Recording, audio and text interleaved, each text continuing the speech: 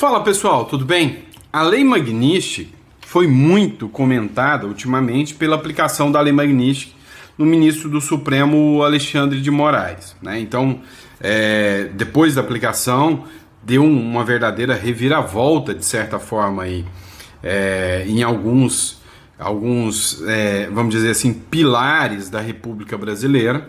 Só que uma pergunta ficou, mas peraí, o Alexandre de Moraes foi sancionado. O Ciro Nogueira saiu no embate com o Eduardo Bolsonaro, dizendo que o Eduardo Bolsonaro errou o alvo, como se o Eduardo Bolsonaro fosse o responsável, né, em definir a Lei Magnitsky. Não, ele fez denúncias, mas quem define a Lei Magnitsky, alto lá, não é o Eduardo Bolsonaro. Quem define a Lei Magnitsky é o Trump. Então, o Ciro Nogueira disse que tinha que ser para o Lula. Tá, só que a Lei Magnitsky, agora, segundo uma declaração de um advogado, pode sim chegar no Lula e na Dilma, e a gente vai falar sobre isso aqui com vocês. Então, muito foco no que a gente vai explicar agora para vocês.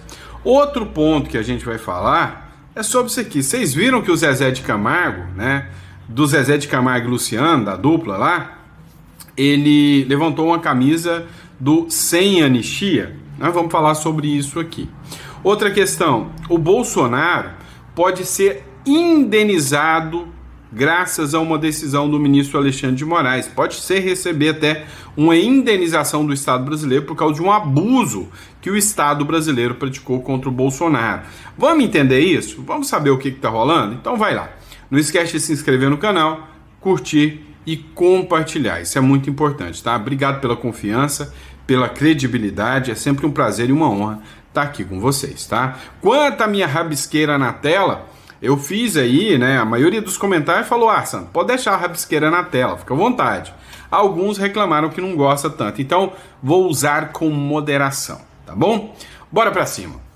É o seguinte, tá cada vez maior, né, a especulação acerca de um vaza fora, de um pula fora do Gilmar Mendes do Supremo Tribunal Federal. Tem muita gente cogitando a saída do Gilmar Mendes antes da data de aposentadoria, que seria em 2030, né? É o que diz aqui, inclusive, o Easy Fatos. O ministro Gilmar Mendes do Supremo Tribunal Federal está considerando antecipar sua saída da corte antes da aposentadoria compulsória, prevista para 2030, quando completaria 75 anos. A possibilidade foi levantada após a decisão do Roberto Barroso, né, de deixar o STF antes do prazo, que reacendeu a discussão sobre as renúncias voluntárias entre os ministros da Suprema Corte.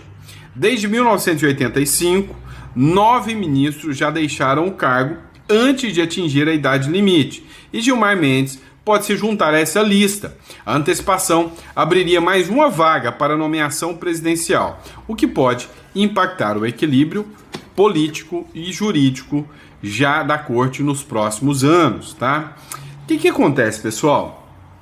Eu levantei um questionamento, né, de que o Supremo Tribunal Federal, ele tá aderindo a uma estratégia do Lula e da esquerda graças à Magnitsky aplicada pelo Trump. Ou seja, o Barroso, ele saiu de medo das sanções Magnitsky. E agora, o próprio Donald Trump está anunciando que novas sanções Magnitsky poderão chegar ao Gilmar Mendes, a Carmen Lúcia, né, e outras figuras, além do Dino também. O que acontece nessa situação, né? O que me chama a atenção é que a esquerda está utilizando este discurso para sair tentando se livrar da Magnitsky, né, os ministros, mas dando ao Lula o poder de colocar novos ministros para até 2030, tá? Para até daqui 30 anos, tirando a possibilidade de alguém entrar da direita e indicar novos ministros, ou seja, acabou, tá? Acabou. A direita não vai poder indicar novos ministros. Essa é a ideia. E aí, também, né, neutraliza hoje um dos maiores projetos da direita. Vem cá. Hoje o maior projeto da direita no Brasil é a presidência da República? Não. Não é não. Hoje o maior projeto da direita chama-se Senado Federal, com maioria para impeachar ministros do Supremo Tribunal Federal. E hoje, quem são as figuras mais marcadas para pedido de impeachment? O Barroso, o Moraes, já teve um pedido do Flávio Dino aí, mas pouco provável de andar. O Barroso, o Moraes, né? E o Gilmar Mendes. Essas são as figuras mais marcadas. O Moraes pode ser que ele seja rifado. Olha, nada me tira da cabeça que pode ser que o Moraes saia antes de 2030 da presidência do STF também, tá? Ou pior, antes de 2026, tá? Antes de 2026. Há quem diga que, primeiro, a visão era que se o Lula não tivesse em condições de concorrer, o Flávio Dino seria o candidato. Ele deixaria o STF e seria o candidato à presidência da República, que é um cargo que o Flávio Dino sonha e almeja. Porém, há más línguas, especulações, que dizem que o Moraes tem ampla aceitação da esquerda. Então, seria um nome substituto ao Lula se o Lula não estiver apto a concorrer em 2026. E tem a questão também da sanidade mental, né, que gera comparações lógicas com o Biden. Então, a esquerda ainda especula quem seria o nome substituto ao Lula, que não existe ainda. E aí, nessa especulação de quem seria o nome substituto, já surgiram vários nomes, Zé Dirceu, já surgiu o João Campos lá, que é o de Recife, que é um jovem, mas também já surgiu o Flávio Dino e o Alexandre de Moraes na mesa.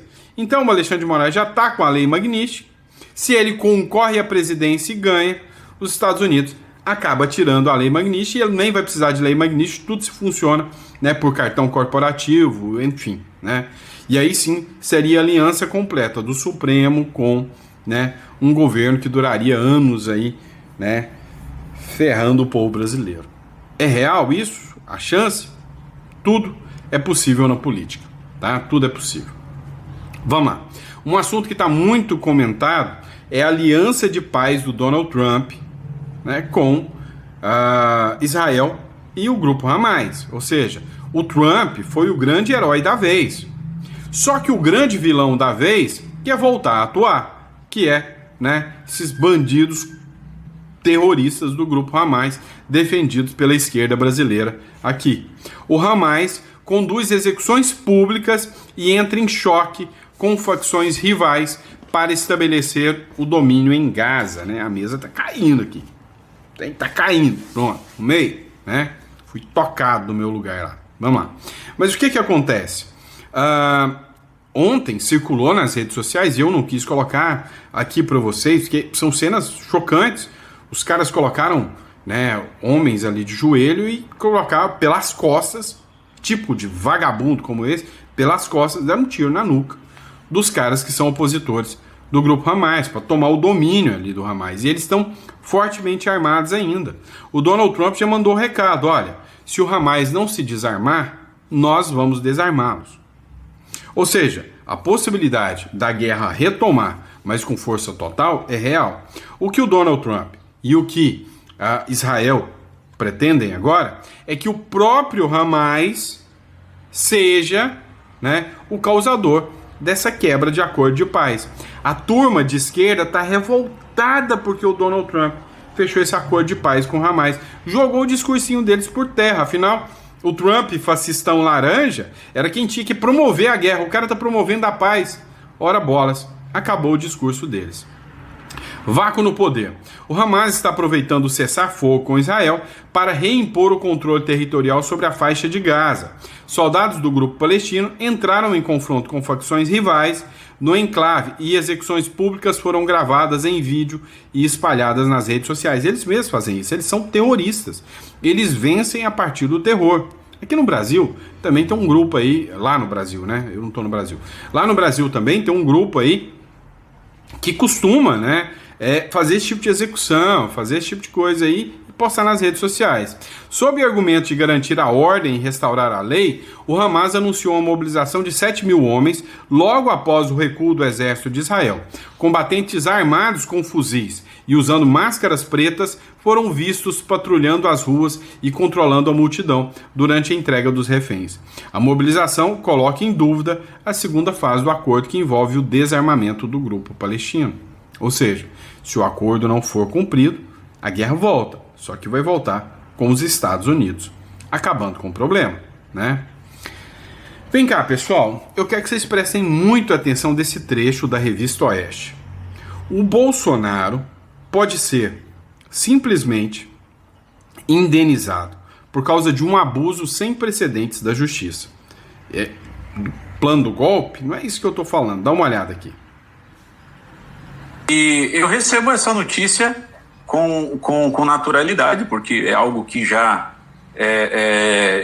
sabíamos, já comprovamos no processo, né? Inúmeras vezes. Ocorre que agora nós temos uma manifestação do órgão oficial que cuida da imigração dos Estados Unidos, afirmando categoricamente que não apenas que Felipe Martins não entrou, mas que as autoridades brasileiras utilizaram-se de um registro falso para embasar a manutenção, ao menos, de uma prisão. E vale aqui lembrar algo que o Marcília ele citou há pouco, que as cautelares que atingem todos os investigados da petição 12.100, no que diz respeito a passaportes, a retenção de passaportes, e inclusive citado pelo próprio ministro Alexandre de Moraes, quando ele negou a autorização ao Jair Bolsonaro para que ele fosse aos Estados Unidos na posse do Donald Trump, ele usou e citou, né, o caso que Felipe Martins teria viajado aos Estados Unidos e não mais retornado. Então, o seu local era incerto e não sabido, sendo que Felipe já tinha ficado, a época dessa decisão, 6 meses preso e ainda está cumprindo cautelares, porque no processo, Alexandre de Moraes jamais reconheceu que Felipe Martins não deixou o país e que, portanto, não existe risco de fuga. Tanto é que as cautelares foram mantidas e ele utilizou, inclusive, esse argumento, esse fundamento, para reter o passaporte do ex-presidente Jair Bolsonaro. Pois é. Então, o que se mostra aqui, né, dessa matéria da Revista Oeste, é que os argumentos utilizados para impedir que o Bolsonaro fosse a posse de Trump foram argumentos, né, frágeis, ilegais e agora comprovadamente baseados em uma prova falsa. Se ficar comprovado o conhecimento por parte de autoridades brasileiras de que este documento era falso, a responsabilidade de indenização é objetiva do Estado. Vamos lá, aula de direito. A pessoa física, como nós, a nossa responsabilidade é subjetiva. Ou seja, eu preciso provar que o sujeito tinha um dolo e a vontade de praticar aquele ato, aquele dano, né, para que eu possa ser condenado. Quanto ao Estado, a responsabilidade é objetiva. O Estado, você já presume que o Estado está te ferrando. É o Estado que tem que provar que não te ferrou. A responsabilidade é objetiva do Estado, né, em relação ao dano que ele causou a você. Neste caso, fica claro e evidente o dano causado pelo Estado ao Bolsonaro, né? Fica claro e evidente aqui, o que pode sim gerar uma reparação. Olha só essa publicação aqui também, né? Isso aqui do Gil Diniz, né? O caso Odebrecht. Lei Magnitsky aplicada em Lula e Dilma. O caso Odebrecht, aberto por Trump nos Estados Unidos, pode complicar 10 vezes de vez, né, a chance, e as chances, né, da Lei Magnitsky pode ser real. A Dilma eu acredito que sim. Acho pouquíssimo provável que o Trump coloque a Lei Magnitsky em Lula, pelo menos por hora, né? Eu acho que o Trump está fazendo algumas sinalizações ao Lula porque 2026 está aí. E o Trump fica até 2027, né? 28, se eu não me engano, 27. Então o que acontece? O Lula tava naquele ranço, aquele asco, e tentando jogar a bola, que o Trump não quer conversar. O Trump falou, não, vamos conversar. Tá tratando bem o Lula, tá adoçando o Lula, para em 2026 ele pegar alguma coisa e falar, peraí, o Lula agora tá me sacaneando. Quem disse que eu não tentei dialogar com ele? Né? Agora se o Trump fica naquela de Trump, Lula, não sei o que, aí todo mundo vai falar, não, mas o Trump tá atacando o Lula por questões ideológicas. Então o Trump quis deixar claro que ele não tem problema ideológico nenhum com o Lula. Falou, não, rolou uma química, um homem bom, uma pessoa gente boa, beleza, mas na hora que estiver perto das eleições, o Lula vai fazer alguma coisa que o Trump vai falar, não, agora eu vou pegar o Lula. Aí a grande questão é, como é que eles vão falar que é questão ideológica se o Trump fez sinalizações ao Lula? Mas olha só, o que disse aqui, né, o advogado aqui nessa publicação do Gil Diniz.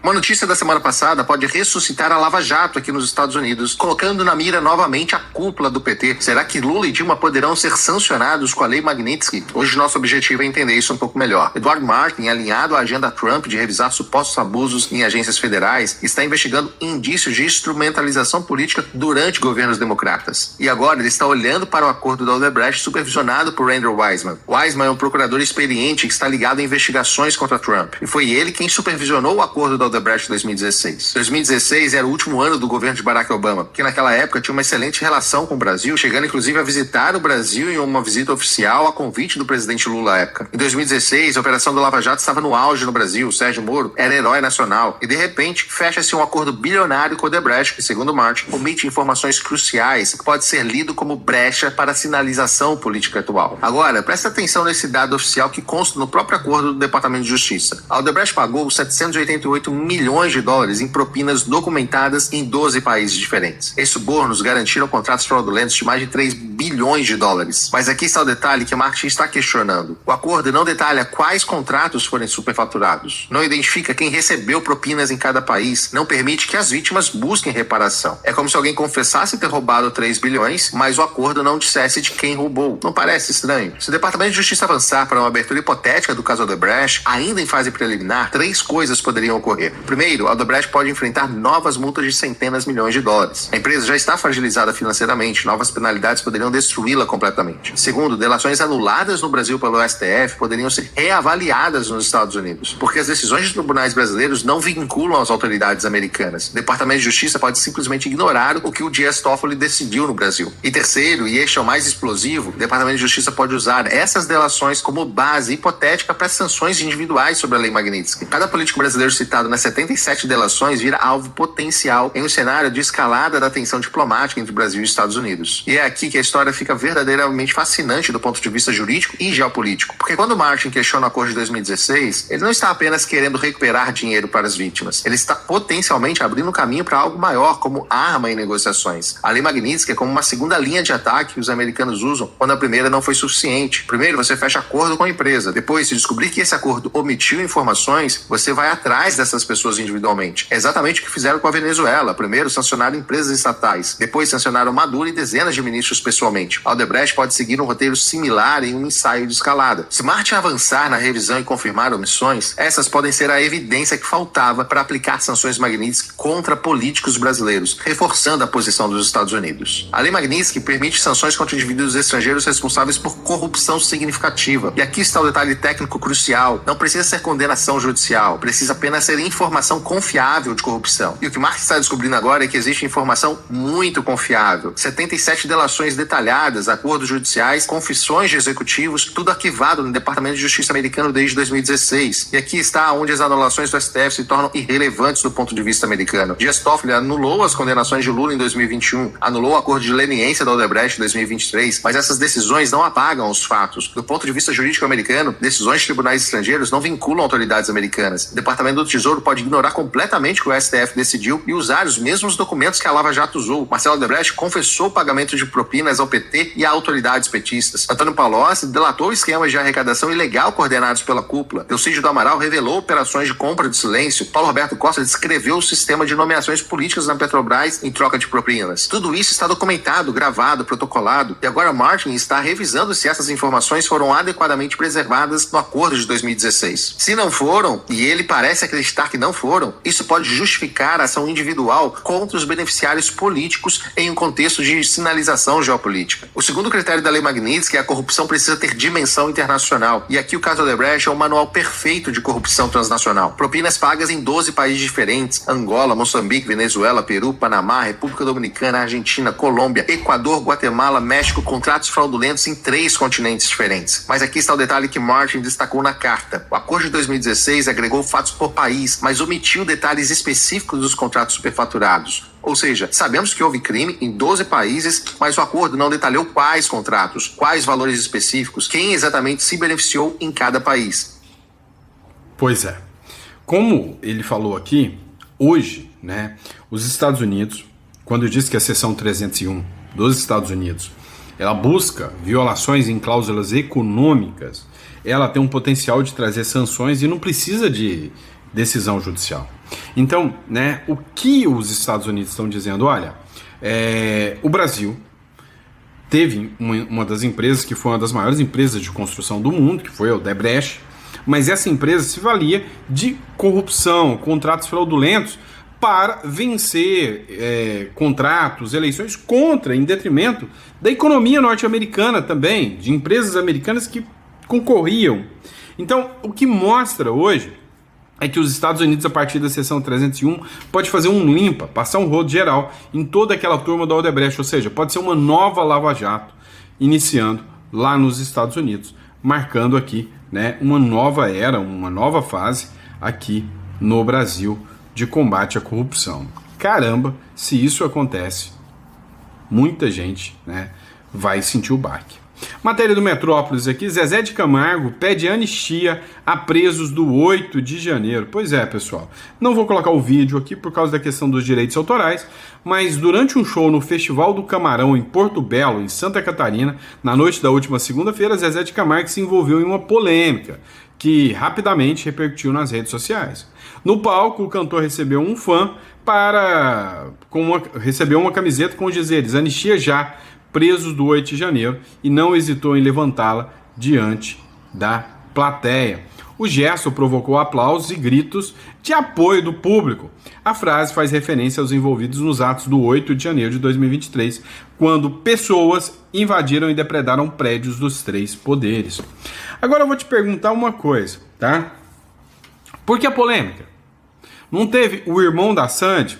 Eu acho que ninguém lembra muito bem o nome dele, mas o irmão da Sandy, ele não gritou "anistia ao cavalo" lá?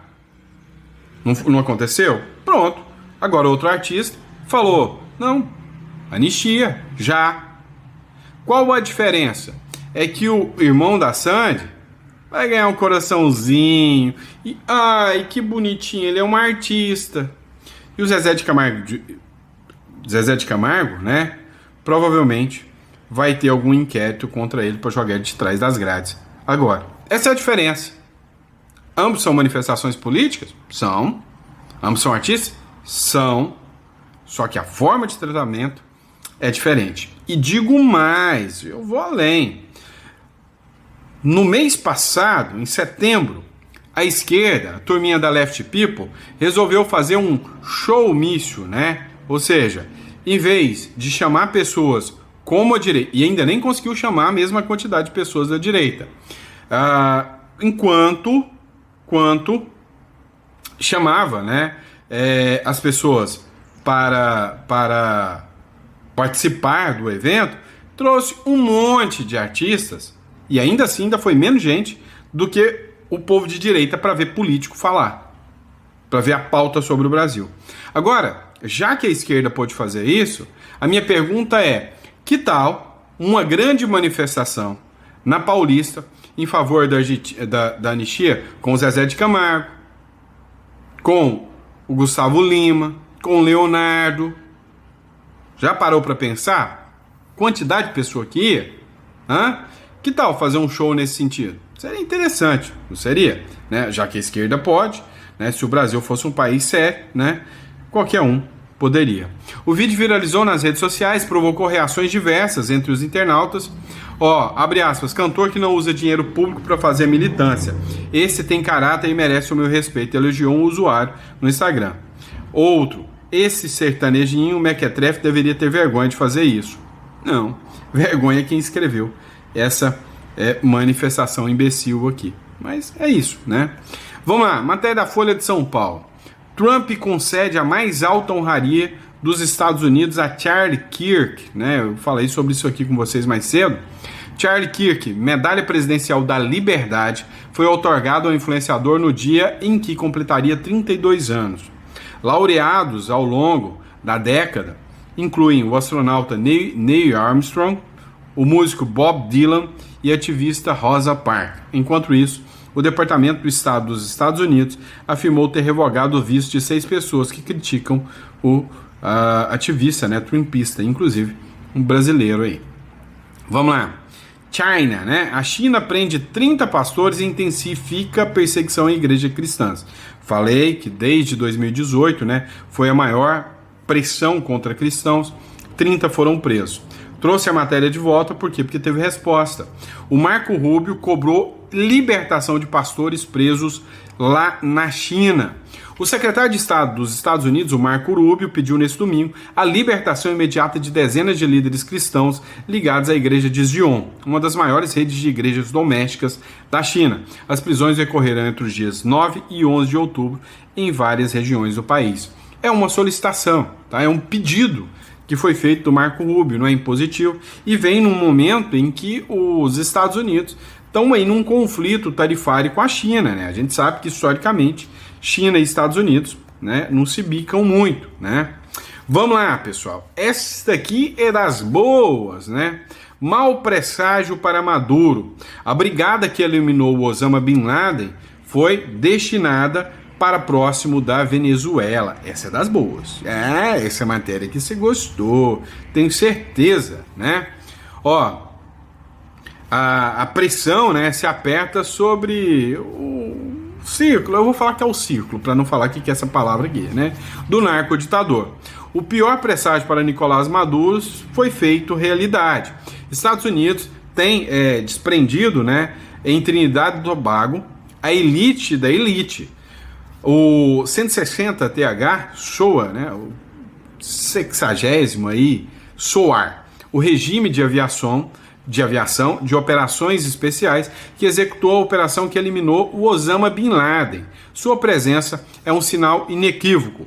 Não vão de passeio, vão, né, para prender, né, vão de tocar ali mesmo. Este não é um movimento de dissuasão, é uma escalada massiva. A cifra de tropas destinadas para o Caribe já passa, né, de 10 mil soldados, muitos em cima dos 4.700 que se esperava, né? Ou seja, hoje já tem mais de 10 mil soldados na região do Caribe, esperava de 4.500, no máximo 7 mil, já tem mais de 10 mil.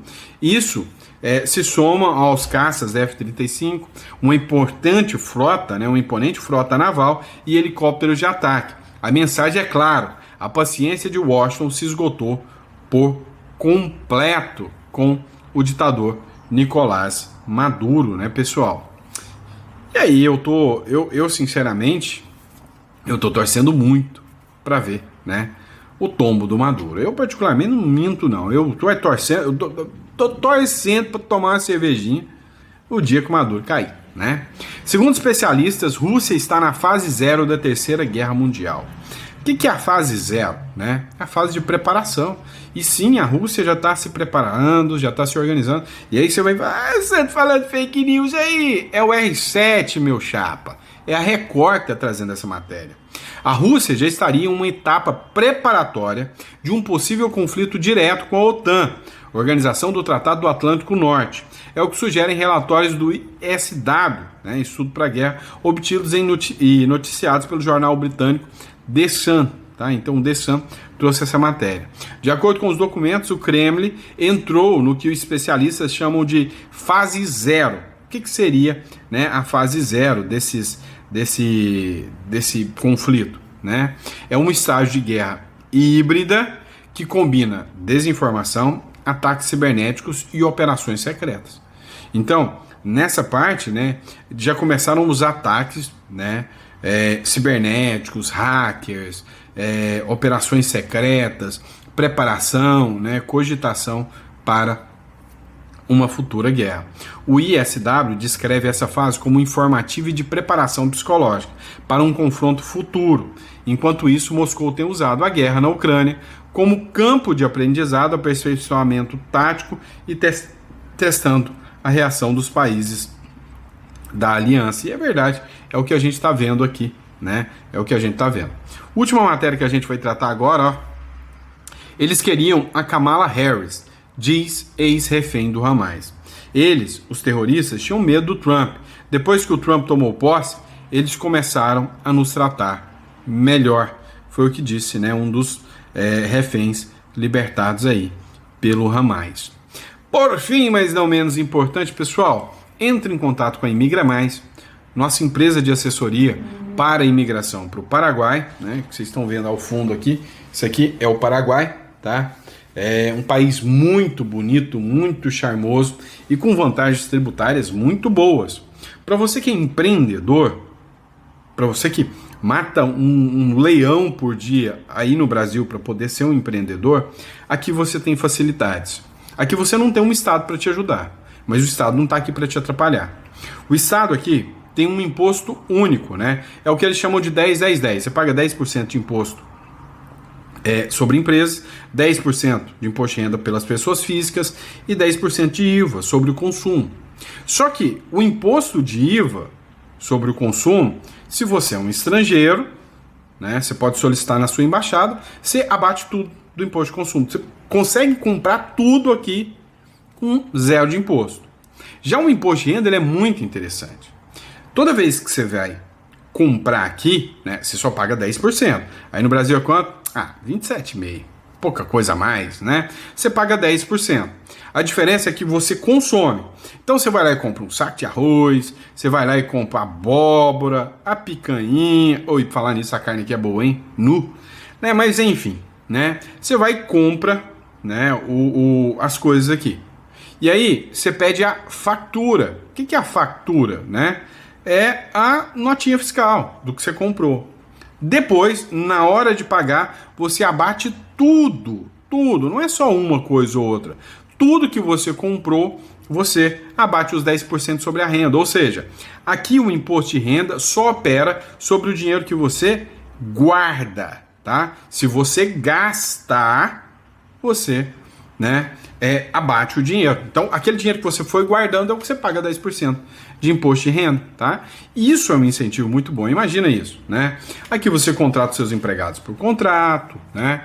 A questão do 13º, FGTS, isso não tem aqui, tá? Então, é uma modalidade, aqui o contrato é respeitado entre as partes, é uma modalidade que você tem chance, né, de produzir e crescer. Isso é interessante para quem é empreendedor. Eu não recomendo de forma alguma o Paraguai para quem vem caçar emprego. Eu vou para lá, eu quero ver se eu acho um emprego aí de garçom ou de alguma coisa assim. Isso eu já acho pouco provável, tá? Por quê? Porque você não vai dominar o espanhol como os paraguaios, né? Tem a questão do conhecimento. O paraguai não vai em detrimento dar um emprego para um brasileiro e largar, né, um paraguaio. Então já não. Agora, se você é o cara que vem para gerar emprego, cara, o Paraguai vai te receber bem demais, né? Muito bem. Então vale a pena. Se você quiser saber mais disso, marca aqui uma consulta com a Imigra Mais, né? Nossa empresa, tá? Uma das minhas consultoras aí vai te atender muito bem para tirar dúvida, ver se o seu melhor caminho é o Uruguai ou o Paraguai, ou se ambos, tá? Nada impede que você tenha os dois. Eu tenho os dois, tá? Então eu tenho Uruguai, Paraguai, tá? Agora a cédula paraguaia. E aí provavelmente eu estarei indo para o Panamá e El Salvador também, tá bom? E aí a gente vai estar implementando tudo isso aqui para vocês. Fechado? Então, muito obrigado pela confiança, pela credibilidade. É sempre um prazer e uma honra poder estar aqui com vocês, né, sobre as pautas, falando sobre as pautas, debatendo tudo que acontece, né, no Brasil, no mundo, na América Latina. O nosso objetivo é falar de geopolítica. Lembrando, né, que o nosso conteúdo aqui é traduzido em 3 idiomas, né? Para quem gosta de inglês, pode escolher, tá aí, né? O próprio Google faz essa tradução, o próprio YouTube, inglês, espanhol e português. E fiquem aí, né, com a bela cidade de Assunción para vocês, tá bom? Grande abraço, fiquem com Deus e até o próximo editorial, tá?